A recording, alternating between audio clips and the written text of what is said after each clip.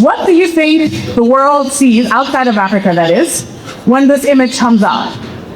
When this map of Africa comes up, what do you think the people outside of Africa perceive? Unfortunately, what comes to mind is this.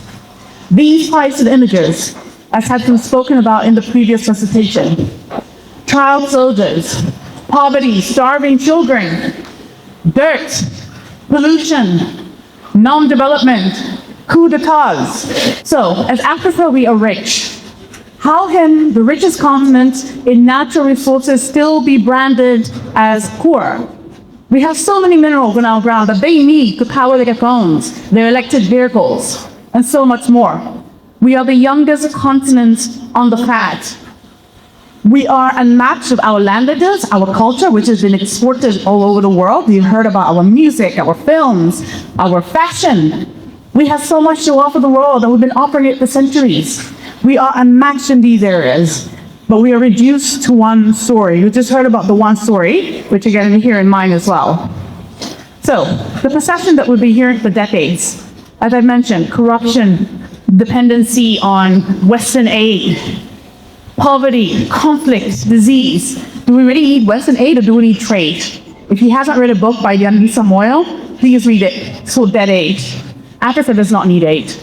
Actually, personally, I was quite happy when they stopped the aid that was coming in, because we need trade, we need business. It's not the full story what they're telling other people. It's not the full story about Africa. We are the world's youngest population. We have rich minerals. We have agriculture. We have so much arable land. We are innovative. I mean, we're hearing stories about Rwanda and what they're doing, and other places, Ethiopia.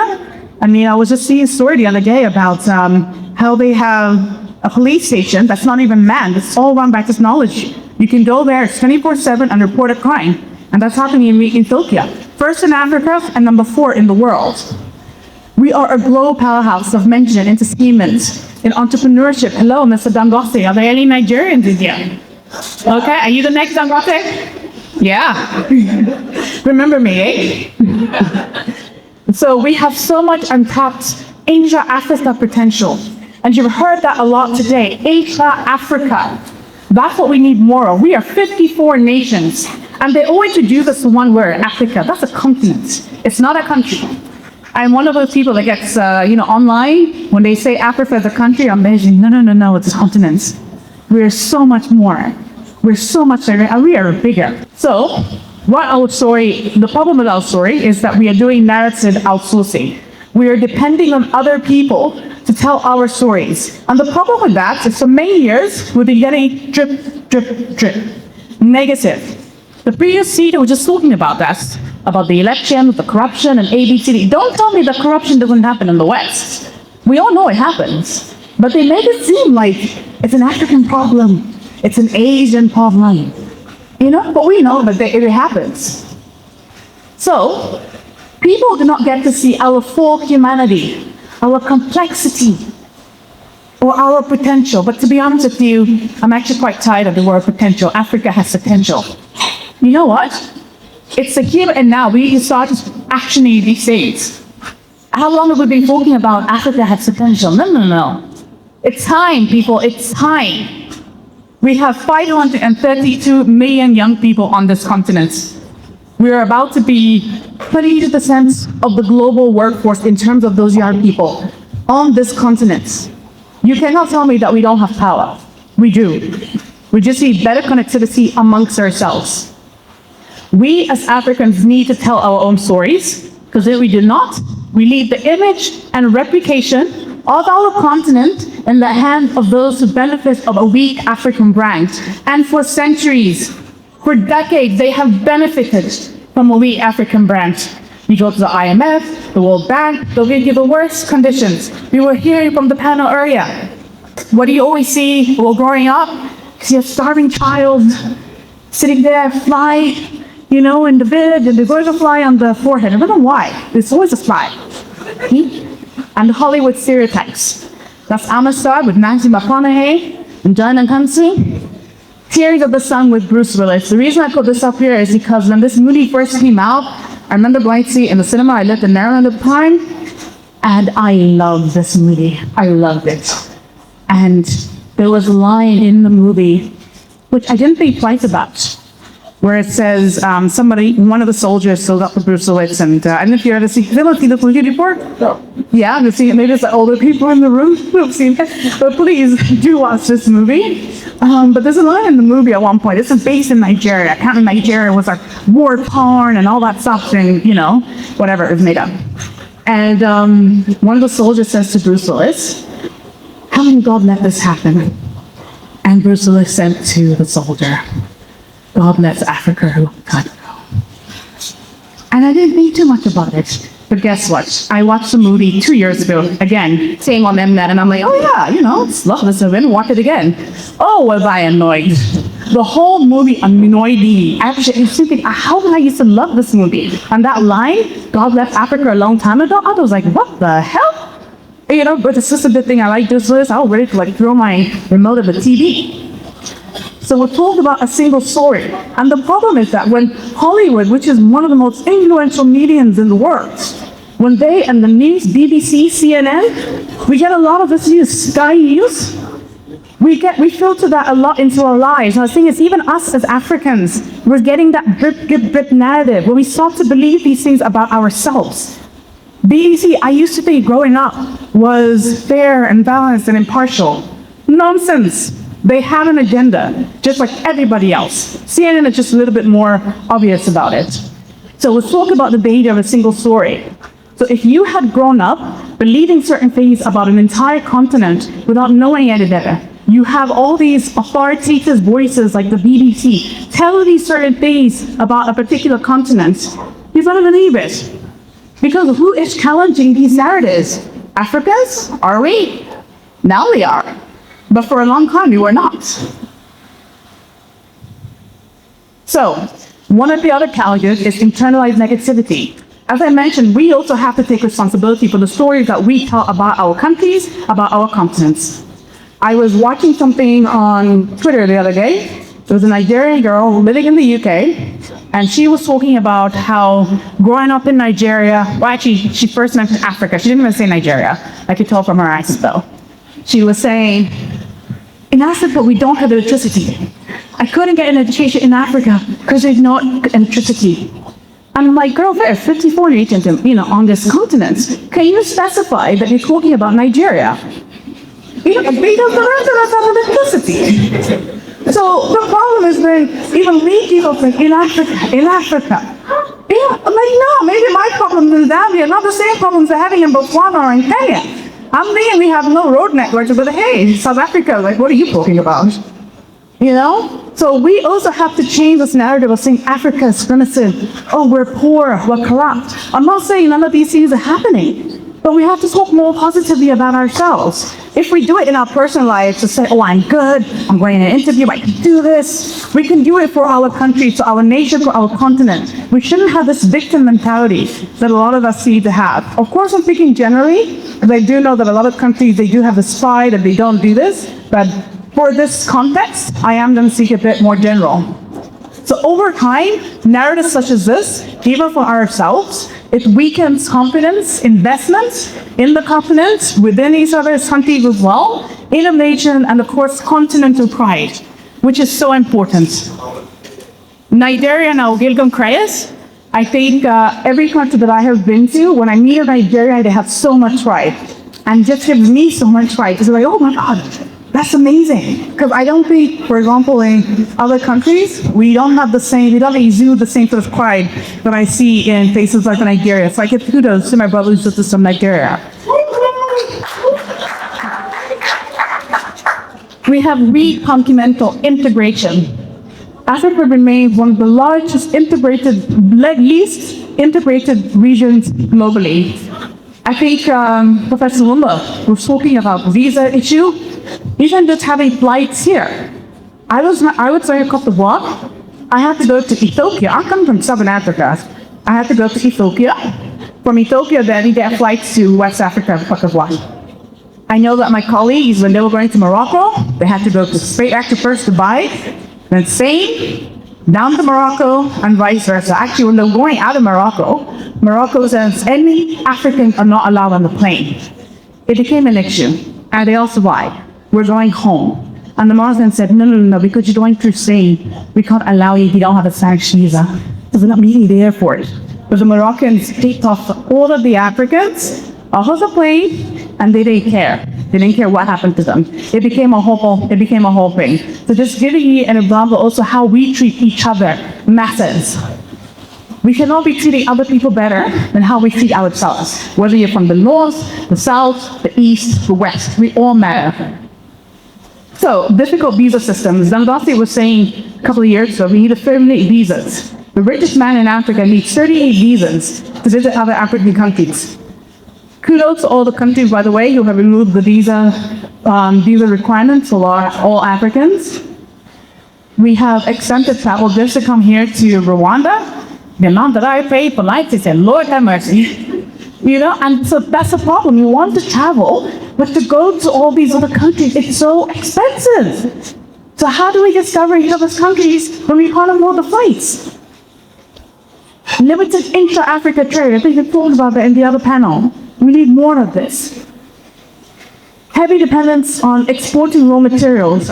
We have everything right here that we need in our ground on this continent. We have gold, we have copper, we have agriculture, we have everything. But we export our raw materials, and then guess what? We pay double when we import what we exported as finished products. So we have a psychological border. Sometimes we value foreign validation. When I say foreign, I mean outside of Africa, rather than our own. So if a Westerner says something good, I'm not happy. But what happens when a Congolese says something good? Even just the heritage aspect of things. If you look at how the Asians are glorified for traditional Chinese medicine, traditional food, the kimonos or whatever it is they wear, traditional outfits, everyone's like, wow. But here for Africa, we're primitive. How? When we have very similar cultures actually with Asians, but they're actually revered, respected. We're dismissed. Why? Green agriculture. I think it's in Mali or some of these countries where and I know there's a lot of countries, but like where they use with the mud and all this stuff, they've been able to do cooling systems without even putting ACs and all of that, heating and cooling systems. And they've been making it for centuries. But now they have people from outside the continent coming and tell us how to do green architecture. And I'm like, oh, amazing. Here, take my money. But guess what? My ancestors were doing it for centuries. Our story didn't just begin when the Poe and I were blessed or when they arrived. It began way before that. We talked about the visa gap, the paradox, the fact that foreigners outside of Africa have more access to more African countries and building systems that connect Africans. We already talked a lot about this, so I'm just gonna go to them really quickly. Open skies, we've talked about that. There's also implementing the single African air transport market, SASM. Professor Lumumba did speak about this. I've been talking about it for many years. Having open skies. I worked in aviation for many years. I don't know how many times this topic came up. It's still lagging. Easier visa access, we've talked about. Better rail and road networks. I think there's plans to have a road all the way from South Africa up to Egypt, and I think a rail as well. Hopefully those happen. Digital integration. I think another speaker talked about that. Simplified cross-border trade, inter-African partnerships. If you're in Rwanda, why can't you partner with someone in South Africa and someone in Congo, and someone in Morocco, and someone in Côte d'Ivoire? Why not? We were talking about even just the trade. I ordered something from Rwanda into Zambia. It took 2 months for it to come. And even the payment system, I think for those who were talking about fintech earlier today, the first time I paid, I used my bank, and I even saved the thing where it says, I'll be the one to get charged. So that was the one paying that. Guess what? The bank in Kigali deducted her $50. I have to send extra money, and I don't even know why that happens. Why do we make it so tough for intra-Africa business to occur?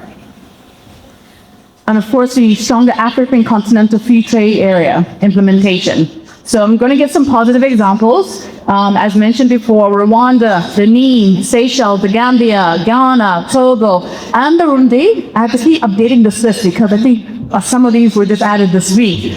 Are offering free visa access for Africans. So can I just give a round of applause to these countries? Clap for yourself.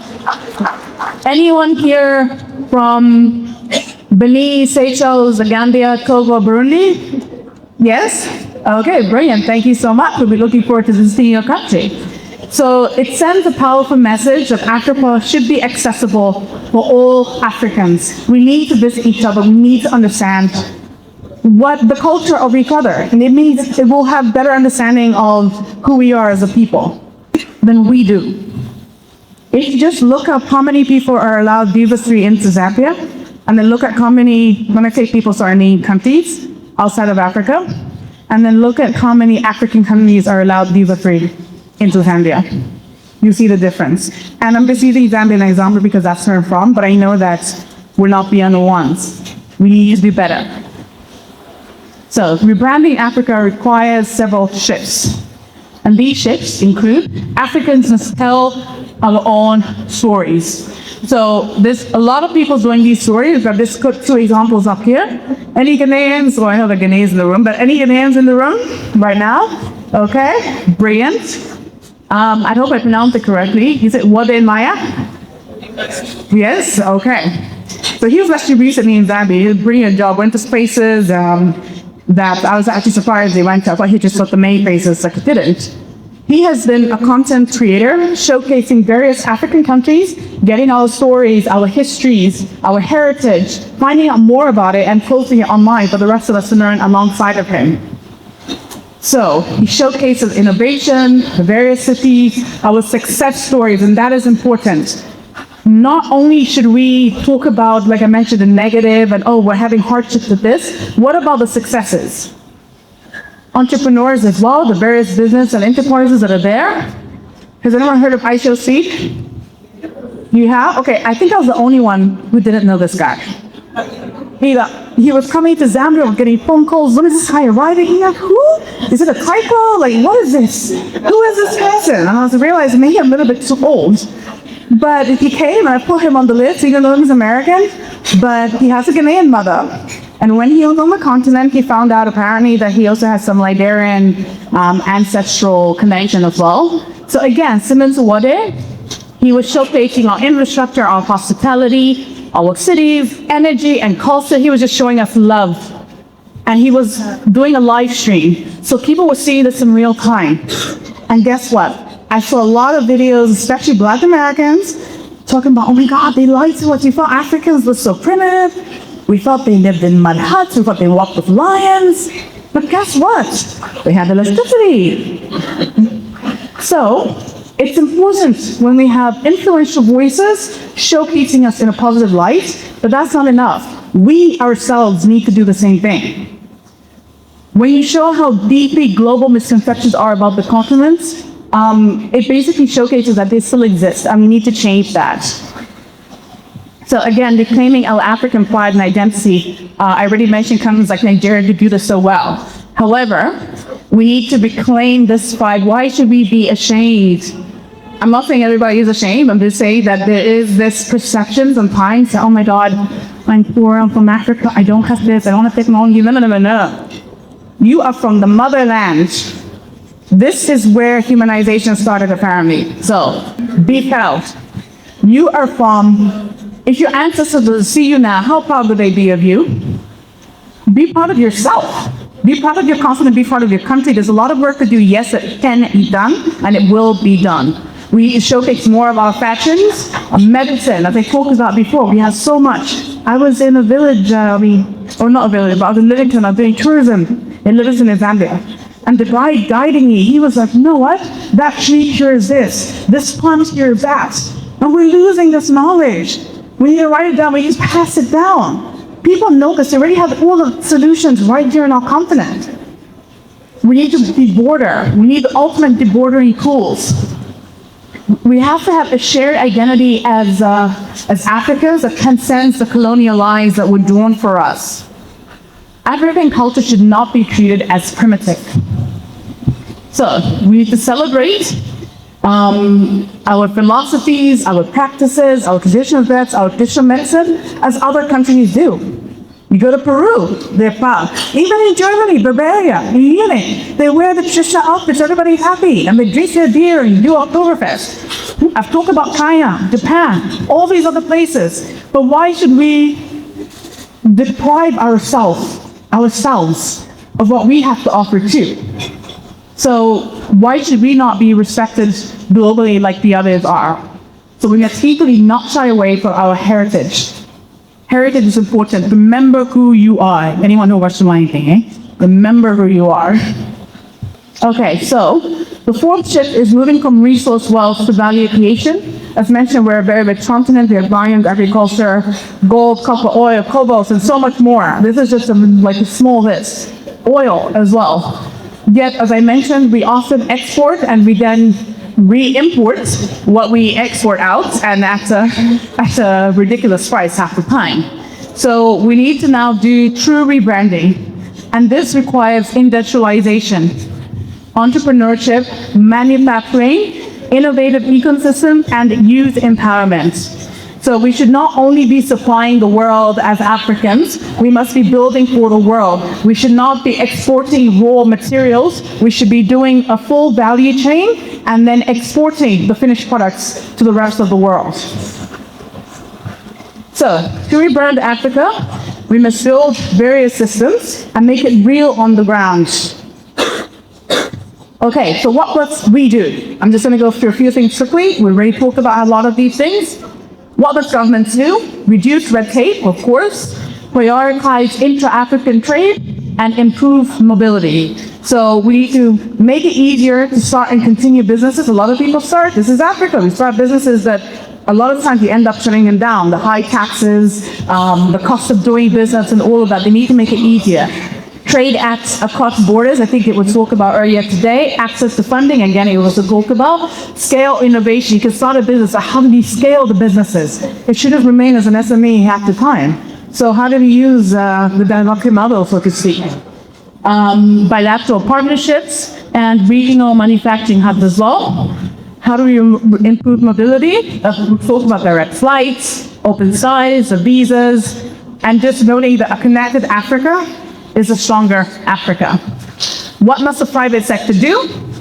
We need to support various industries, entertainment areas, entertainment industry, tourism, technology, local business, there's so much. Publishing is on there on purpose. I know there's certain countries, South Africa, Nigeria, Kenya, great at publishing their stories and books and all of that, but then the rest of us need to do better. Well, I know there's other countries that I haven't listed there, but two people, we need to do better in writing African stories. You think that Random House is going to just publish a story because they think they're going to make money from it? No. But there's a reason why we need these stories to go down in history. We have, I'm going to get the name wrong, I always get his name wrong. Is it Musa Mansa? Yes, Musa. Mansa Musa? Okay, I always said the name, I don't know why. You know, learning about him as an adult, that was me. Why was I learning about him as an adult? I grew up in England and America, and various places, all Russia included, but like, primarily growing up in England, I was learning about European history. So when you're talking to me, after we had done everything, World War I, World War II, oh, I will tell you, and I love history. But guess what? As a teenager, and in my early 20s, that's when I started learning about Thomas Sankara, and Patrice Lumumba, and all these other like amazing Africans. I mean, my father was a mix of embarrassed and proud that I finally could teach us. But we need to be telling these stories because guess what? Because the victor goes the spoils, and the story is always written by the victors. And unfortunately, our story is getting erased. We have been here for a long time. We may not allow other people to shape our narratives anymore. So narratives shape investments. Narratives shape confidence, and narratives shape opportunity. So what must you do as young Africans? I'm seeing a lot of young faces in there, it's beautiful. You must become builders, storytellers, innovators, cultural ambassadors and brand ambassadors for your country, for your continent, for your businesses, for everything, for your tourism, everything. You must become entrepreneurs, and yes, you must even become politicians. It's a dirty game, but somebody's got to do it. You can change the system. So Africa's greatest asset is not beneath the ground. It is you. It is the people above it. You are the ones in control. You just have to reclaim that control. So, tourism and cultural exchange. We've talked about this a little bit. We need to visit each other more, explore the continent more. I've been talking about how I'd love to go to Ghana and see the slave forests and everything else that Ghana has to offer, have a massage, try the waterfall. Never even knew you could do that. But I'm like, okay, you know what? I need to experience something. He's a Ghanaian president, was recently in Zambia. And there was a lot of banter between the Zambians and the Ghanaians because he wore what you're wearing, sir. And I'm not going to say because that's the fun of the war. So can you tell me what you're wearing? A fuku. Fuku, yes. Because a Zambian asks online, what type of shirt is the Ghanaian president wearing? Woo! Ghana wanted to attack us. These are getting their battleships ready, my goodness. So it helped us actually understand. So they started now also teasing us because they have a pride that also wears like, they called it a skirt, it's not a skirt, but you know, and that's men. So it was like a whole thing. But we were learning now about Ghanaian cultural tradition and traditional dress, Ghanaian, sorry, and they were learning more about Zambia's culture and traditional dress as well. The tourism builds understanding, economic growth, cultural unity, and Pan-African identity. Why is it that in 2026, we will learn, or this 2025, either way, when did your president come present? 2026. We were learning about, yes, that word. I don't want to cause international scene. So, some positive examples, because we've been talking about what's going wrong, what we could do better. I wanted to highlight some of the positive examples that are out there. Of course, this list is not extensive. I'm just highlighting one or two things. So, inherited branding. Start with Ghana. They did the Year of Return, which was a massive success. I was hearing about it even in Zambia. And I think recently I saw Boris Kujo is about to do another event, I think later this year or next year. So kudos to Ghana for that. Bringing everybody home. Benin, they're offering pathways to citizenship for those who have, who find that they have lineage in that country. South Africa, I mean, when it comes to branding, I mean, South Africa are fantastic. We had this Proudly South African campaign, it was amazing. Egypt, they directly link modern nation to the historical aspects of it as well. So I think these are some of the amazing things that are happening. Of course, there's more. Of course, we're sitting in Rwanda. And again, inter-African partnerships, we need more of these. Because again, how many times have you heard, oh, Africans can't work together. Africans will swindle each other. We can't be trusted in working together. We need more to work together and have success stories to dispel these narratives. So, some of the positive examples are Angola, Zambia, Botswana are creating a oil refinery in Angola, and it can be owned by all three nations. So it means that there will be less dependency on oil from abroad. So whether there's this issue in the Straits of Hormuz, it will affect us. It's okay. You know, you do you know? We'll do us over here. And a similar story with Alfie doing a refinery in Kenya. I think he's done one in Nigeria as well. And he had a lot of opposition from external parties to do his Nigerian refinery. But then when the BPs and the Totals were doing all of that stuff in Nigeria, no one opposed it. But yet he has some of these massive international organizations trying to block him from doing this in his own nation. We have Zambia and Mozambique are building doing an energy partnership as well. We're going to be exporting a lot of electricity. So I am showing Zambia a lot. I'm just letting you guys know a little bit about what we're doing. But there's so many more examples, and there's more of a trend of countries getting together and saying, hey, how can we work together instead of competing against each other? Instead of competing to have all these foreign entities coming here and do, whatever, how can we now help each other progress as a region, as a continent, as a people? Okay, so reframing the vision. I'm going to show you this image again. What do you see? Before I ask you what you think other people outside of the continent see. So my question to you is, what do you see as an African? Do you see value? Do you see pride? The issue is not that we don't have value. It's that do we own this value? So, I showed you images before. I'm showing you other images. This is still all in Africa. We have industry, we have transport, we have tourism, we have aviation, we have culture, we have development. This is Zambia, by the way, you can come and visit us. There is so much to offer that we have. Of course, I couldn't fit everything on here. I only had limited space, so there's so much. We have fashion. If I ever go to Nigeria, trust me, I am going to Akela. I am so going to Akela. You know, we have culture, we have sports, we have music, we have heritage, we have entertainment, we have, of course, titans as well. We're just creating him. I know he's my king, but we're creating him as Africa's son. And of course, we have our future. We have the young boys and girls who are alive today, who are hearing all of these narratives, just like we did as we were growing up. So what is it that we are going to teach them? What are we saying to them about their countries, about their heritage, about their history, about their future? It's important the stories that they hear from us. It's important that we teach them how important they are, how valuable they are, how precious they are, and that nobody, regardless of where they're born, regardless of what passport they're holding, nobody is better than them. They're just as valuable being a child of this great land that we call Africa. We need to frame the vision. Africa is all of these things. It's creative, it is resource rich, it is resilient, and God knows it is resilient. It has been through so much. Mother Africa has been through so much, but guess what? She is still standing. She is innovative, she is cultural, she is entrepreneurial, and she is global.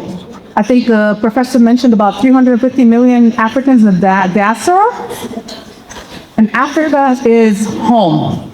So it's about time that we start to get the rest of the world to see Africa through our eyes, to see Africa through our pride. So, ladies and gentlemen, we need Africa to arise. It's not about the future, it's not about tomorrow, it's about the here and now. So if I just actually hear you say, can you just help me say, Africa arise? Africa. Louder people, Africa arise! Africa arise! Africa. Thank you so much, ladies and gentlemen. Thank you for your time.